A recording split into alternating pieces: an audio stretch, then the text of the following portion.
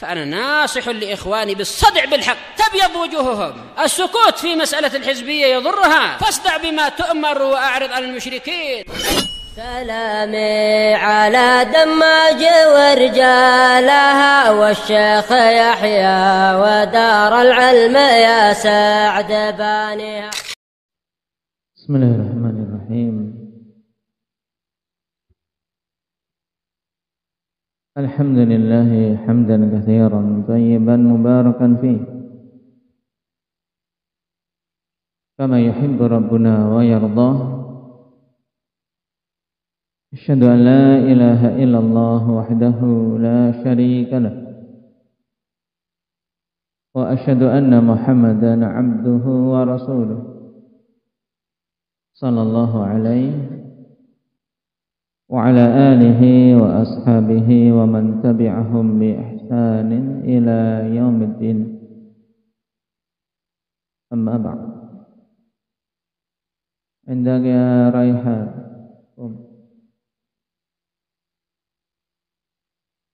Pembahasan yang lalu tentang makna kalimah syahadah la ilaha illallah. Maknanya apa?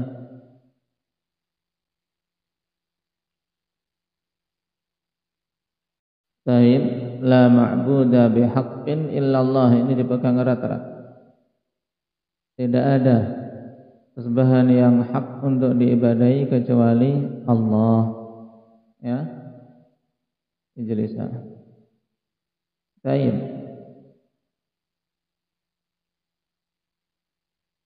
Kemudian rukun dari la ilaha illallah. Apa akbarukum?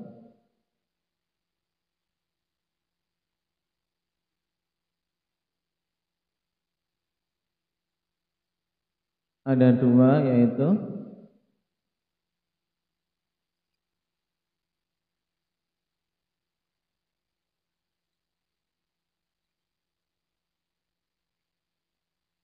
terus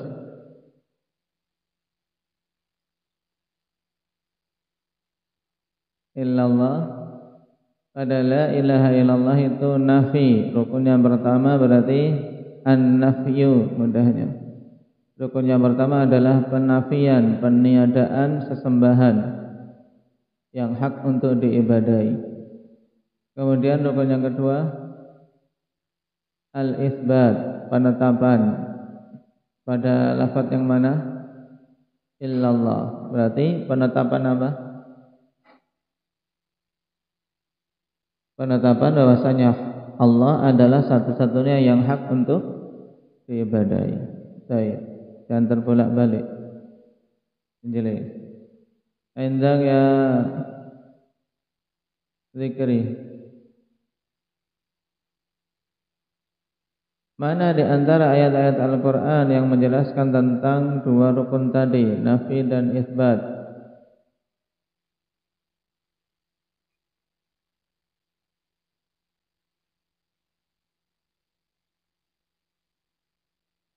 Baik, ahsan.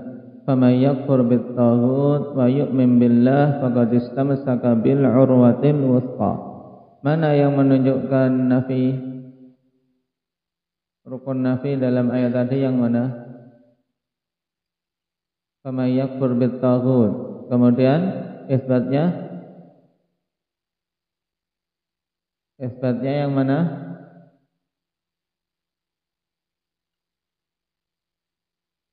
Wa yu'min billah. Tayyib, ahsan. Ijlis. Indah ya Iqbal. Ayat yang lain yang menunjukkan dua rukun tadi.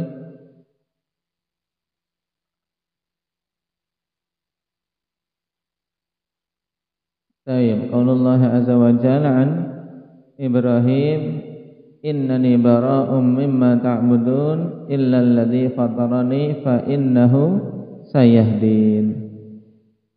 Baik, mana rukun nafinya?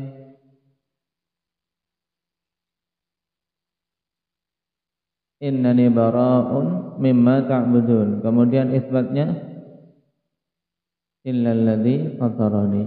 Baik, jelas. Nah, ini harus betul-betul dipahami. Pertanyaan berikutnya. Indah ya Jabir. Banyak orang mengartikan atau memperjuangkan la ilaha illallah. Banyak atau tidak? Banyak, tapi banyak yang keliru dalam tujuan perjuangan.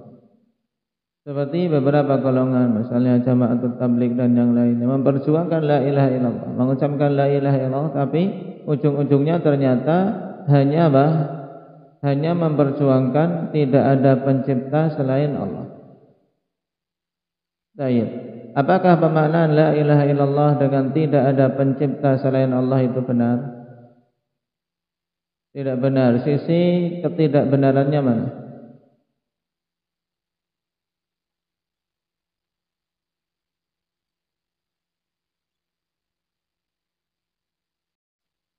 Nah, ahsan. Pemaknaan la ilaha illallah dengan tidak ada pencipta selain Allah batil. Dari beberapa sisi. Yang pertama, karena bukan itu tujuan Nabi sallallahu alaihi wasallam menyeru manusia. Sebab kalau tujuannya adalah hanya untuk menyeru agar meyakini tidak ada pencipta selain Allah, maka orang-orang musyrikin kufar Quraisy dahulu sudah dikatakan beriman, sebab mereka telah meyakininya. Baik.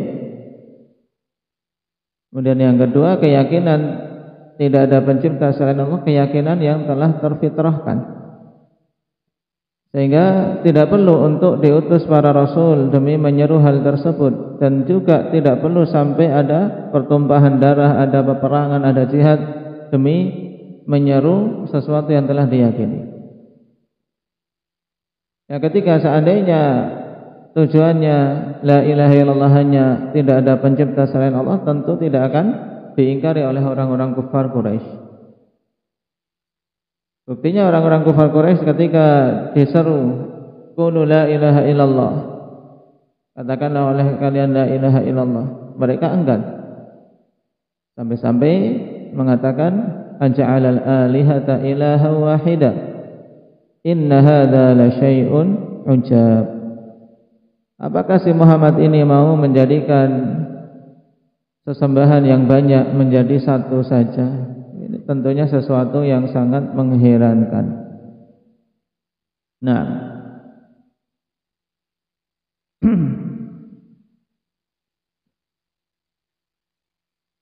sekarang kita masuk pada poin pembahasan yang keempat. Rabi'an fadlu la ilaha illallah. Keutamaan la ilaha illallah. Karena ini kalimah yang agung. Pantasnya seorang muslim, seorang muwahhid betul-betul mengetahui keutamaannya untuk apa? Untuk memperkuat ihtisab.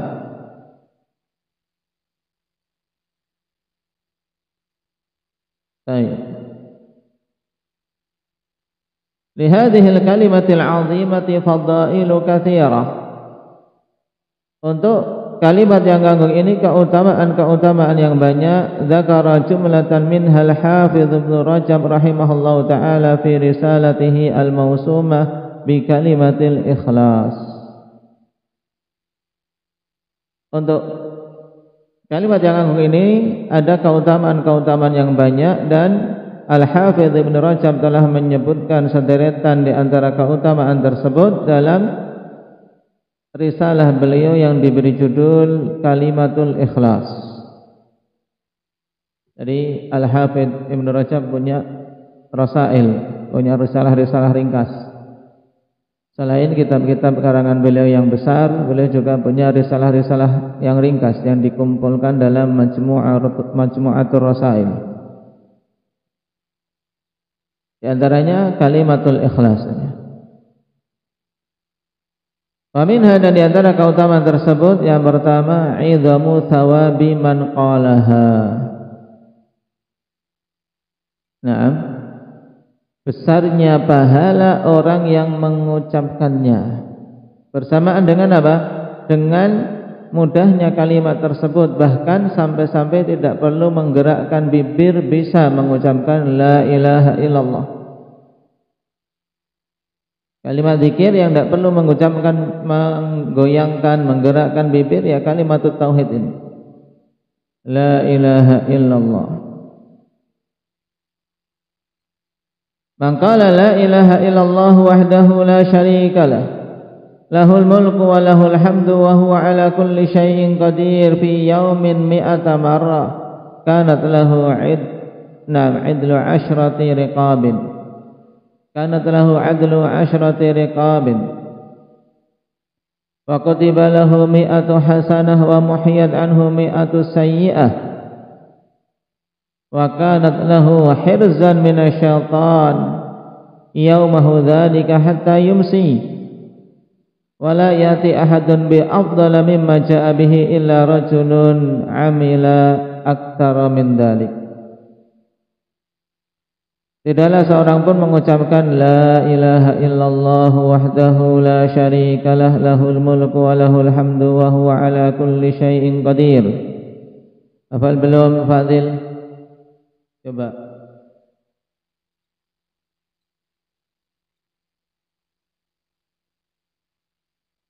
Nah, tayyib, kalau dibaca fi yaumin mi'ata marrah, dalam sehari itu dibaca 100 kali. Nah, dibaca 100 kali, pokoknya dalam sehari itu. Tidak harus satu kali duduk. Dalam sehari dia membaca zikir ini 100 kali. Apa keutamanya? Perhatikan. Kanat lahu adlu asyrati riqabin, baginya pahala seperti membebaskan 10 orang budak. Membebaskan 1 orang budak saja keutamaannya sangat besar. Ini seperti membebaskan 10 orang budak.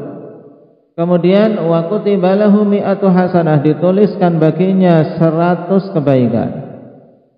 Wa muhiyat anhu mi'atu sayyi'ah, dan dihapus darinya 100 keburukan.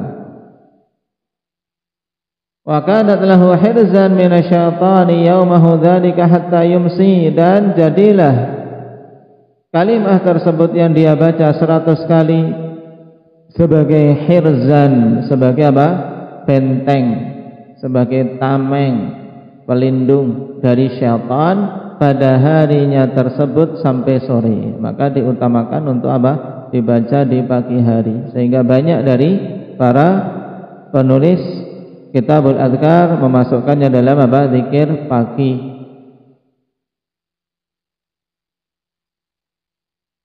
Walam yati ahadun bi afdala mimma jaa bih, dan tidak akan datang seorang pun yang lebih utama dengan apa yang dia datang dengannya. Illa rajulun amila aktsara min dzalik, kecuali seorang laki-laki yang beramal lebih banyak dari itu, mengamalkan ini kemudian menambahkan yang lain, tentunya dia akan lebih bagus. Berarti ada berapa keutamaan yang terkumpul di sini kalau antum perhatikan? Khuzaimah, hitung coba. Ada berapa keutamaan yang menunjukkan besarnya pahala kalimah tauhid?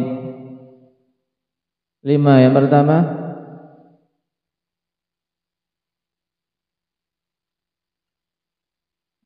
mendapatkan pahala seperti membebaskan 10 budak. Terus di surah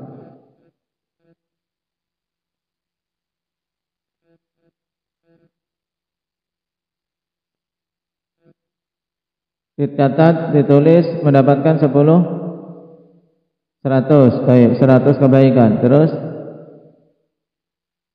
dihapus 100 keburukan. Terus akan menjadi apa?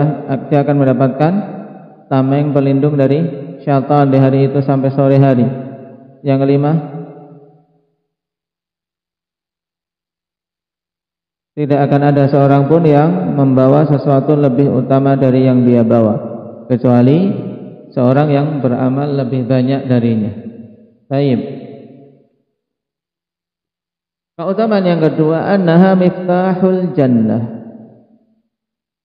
Kalimah la ilaha illallah itu miftahul jannah, kuncinya surga.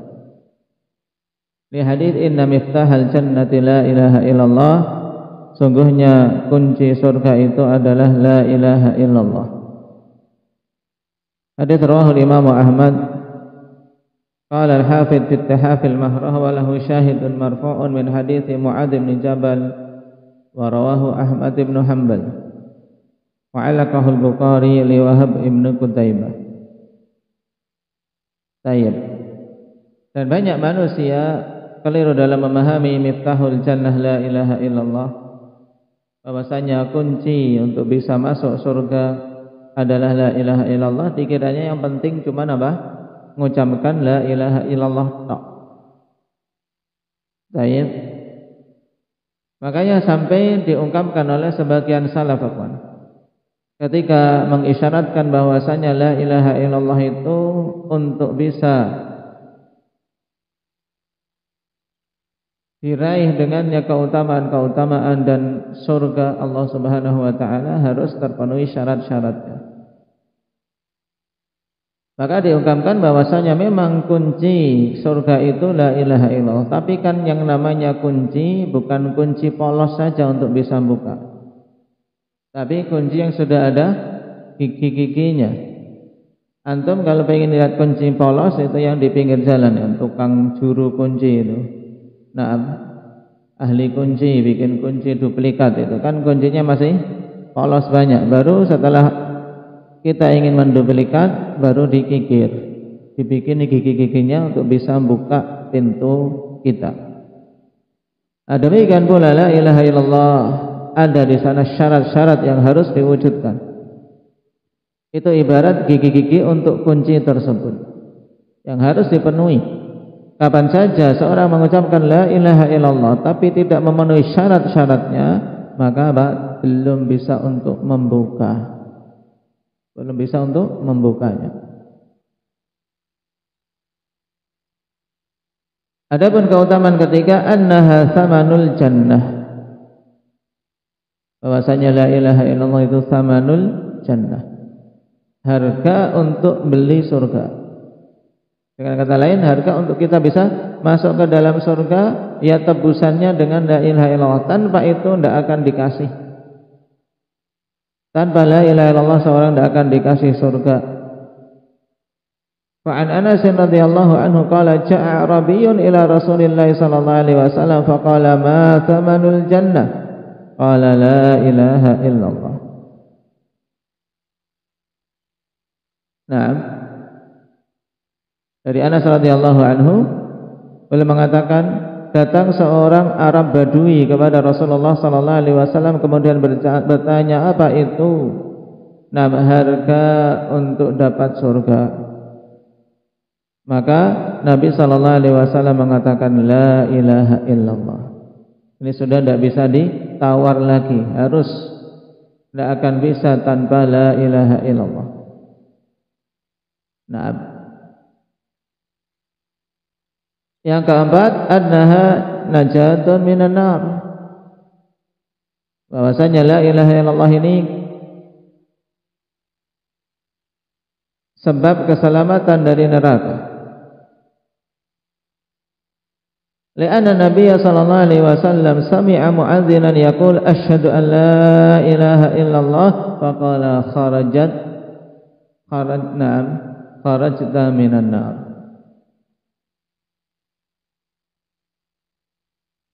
Dikarenakan Nabi sallallahu alaihi wasallam mendengar seorang muadzin mengucapkan asyhadu an la ilaha illallah. Maka ketika azan ini ya kawan, zikir-zikir yang diucapkan itu zikir-zikir yang agung, maka hendaknya dipersiapkan yang bagus. Jangan sekedar azan, para muadzin itu azan sekedar tuntutan atau karena tugas, sekedar tugas, jangan. Tapi ini adalah amalan yang agung. Dia melantunkan zikir-zikir yang agung, syiar di antara syiar agung di dalam Islam, dan keutamaan besar khusus bagi mereka-mereka yang mengumandangkan azan. Maka persiapkan yang bagus dalam kondisi sempurna, wudu, persiapan, baru azan. Nah, ketika dia mengucapkan asyhadu an la ilaha illallah, Nabi katakan kharajta minan nar, engkau telah keluar dari neraka. Lihat, dengan kalimat tauhid, persaksian dia itu menjadi apa?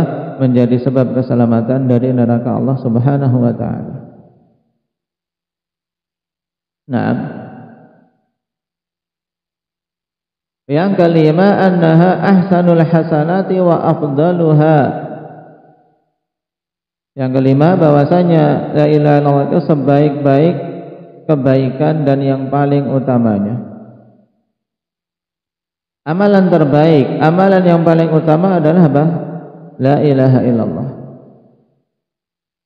Di hadits Abi Dzar radhiyallahu anhu qala, qultu ya Rasulullah, alimni amalan yuqarribuni minal jannah wa yub'iduni minan nar.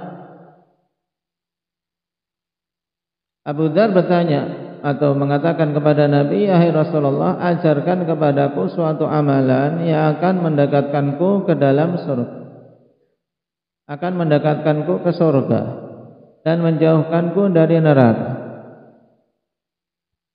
Butuh hendak ini kamu? Hendak ya Fadil? Butuh? Butuh amalan ini enggak? Tanya amalan kepada Nabi sallallahu alaihi wasallam yang apa? Mendekatkan ke surga dan menjauhkan dari neraka. Kita semua butuh. Nah, Taib. Maka Nabi sallallahu alaihi wasallam mengatakan, qala idza amilta sayyi'atan fa'mal hasanah fa innaha asyru amsalha. Nabi sallallahu alaihi wasallam kemudian bimbingkan, apabila kamu melakukan suatu keburukan, maka beramallah kebaikan setelahnya. Karena sungguhnya kebaikan tersebut 10 akan dilipat gandakan 10 kali lipat yang semisalnya. Karena apa? Burukan ditulis 1 keburukan. Sedangkan kalau melakukan amalan kebaikan akan ditulis 10 kali lipatnya. Dan Allah Subhanahu wa taala juga telah mengatakan innal hasanati yudhibnas sayyi'at. Sesungguhnya kebaikan-kebaikan itu akan menghilangkan keburukan, menghapusnya. Qultu ya Rasulullah la ilaha illallah minal hasanat, qala hiya afdalul hasanat. Maka katakan, wahai Rasulullah, la ilaha illallah itu termasuk dari kebaikan-kebaikan. Maka Nabi sallallahu alaihi wasallam mengatakan hiya afdalul hasanat. Bahkan la ilaha illallah itu seutama-utama kebaikan. Hadits ini dikeluarkan oleh Imam Ahmad, dihasankan oleh Syalbani rahimahullahu taala. Dan Syalbani punya kitab tahqiq Kalimatul Ikhlas.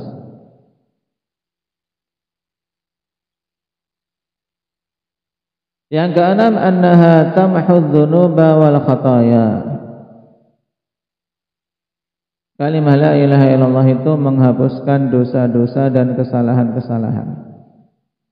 Li hadithi Ummi Hani binti Abi Thalib radhiyallahu anha 'anil Nabi sallallahu alaihi wasallam.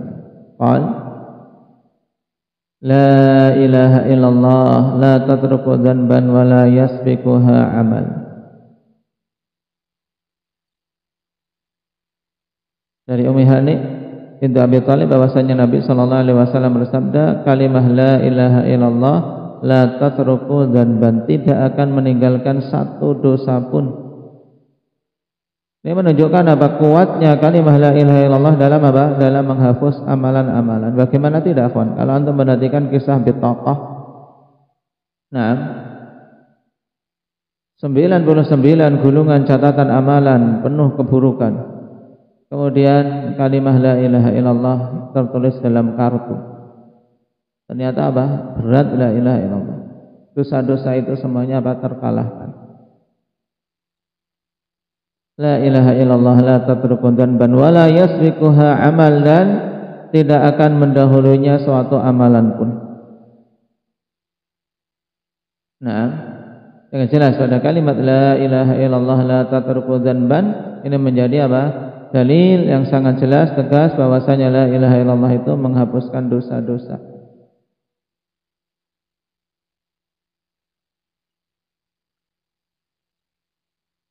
Keutamaan yang ketujuh, tujaddidu man darasa minal imani fil qalb. Kalimat la ilaha illallah itu akan memperbaharui keimanan yang apa?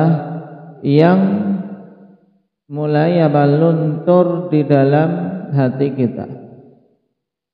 Keimanan yang luntur di hati akhwan maka bisa diperbaharui dengan apa? Dengan la ilaha illallah. Di hadits Abi Hurairah radhiyallahu anhu anna Nabiy sallallahu alaihi wasallam qala li ashabihi jaddidu imanakum. Qalu kaifa nujaddidu imanana? Qala qulu la ilaha illallah. Berdasarkan hadits Abi Hurairah radhiyallahu anhu bahwasanya Nabi sallallahu alaihi wasallam bersabda kepada para sahabatnya, "Perbaharui keimanan kalian." Maka mereka mengatakan, bagaimana kami memperbaharui keimanan kami wahai Rasulullah? Maka Nabi mengatakan, katakanlah la ilaha illallah.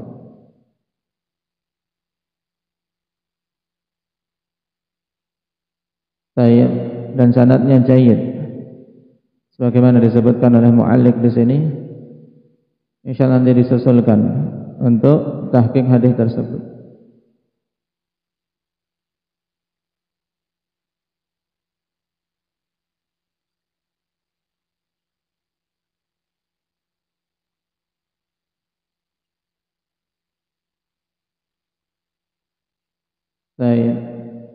Nah ini 7 dulu diambil, dihafal, diingat-ingat yang menunjukkan tentang keutamaan kalimat tauhid la ilaha illallah. Nah, untuk beberapa hadis insyaallah disusulkan tentang tahqiqnya. Walhamdulillahirabbil alamin.